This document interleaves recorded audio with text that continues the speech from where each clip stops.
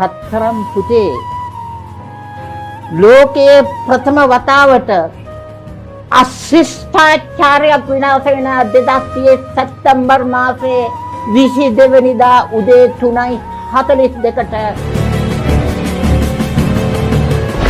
American අශිෂ්ටාචාරය, Russian අශිෂ්ටාචාරය, චීන අශිෂ්ටාචාරය, කොළඹ අශිෂ්ටාචාරය අවසන් වෙනවා. ඉතුරු වෙන්නේ කොච්චර ප්‍රමාණයක්? 14යි. ඒ කියන්නේ කෝටි 150ක්. ඊටත් අඩු වෙන්න පුළුවන්. ඒක උයි. 700 කෝටියක් පස්සස්සේ බැලලෙනවා කියන්නේ මනුෂ්‍ය සංගතියනේ. ඔබ ඒ වෙලාවට මොකද කළ යුත්තේ ජීවමානව හිටියොත්?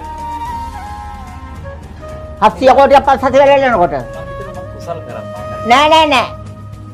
එදා 2030 සැප්තැම්බර් මාසේ 22 වෙනිදා උදේ 3:42ට ලොව අවිවර්ෂා දැස්සෙනකොට 700 කෝටියක් පස්සස්සේ වැළෙනවා. ඔබ ඉතුරුව ජීවමානව හිටියොත් ඔබ මොකද කිය යුත්තේ?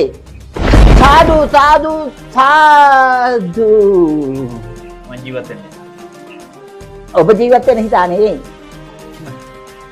මිත්‍යා මත 700 කෝටියක් පස්සස්සේ වැළලුවාම සාදුන කිය වෙන මොකද්ද බල කියන්නේ?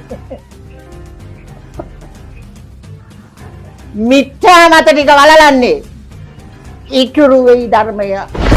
ඔබ දන්නවද ආතසී කා කියලා සුන්දර මිනිහෙක් හිටියා. ඒ මිනිහා කියපු පණිවිඩයක් දන්නවද? ලොව තව අවුරුදු 50කින් බුදුදහම පමණක් ඉතුරු වෙනු ඇත. 2030 දී මේ විනාශය සිදු වුණාට පසුව 2031 වර්ෂයේ මාස කිහිපයකට පසුව ශ්‍රේෂ්ඨ පාලකෙක් ලංකාවේ පහළ වෙනවා. ඔව් ඔබ හරි.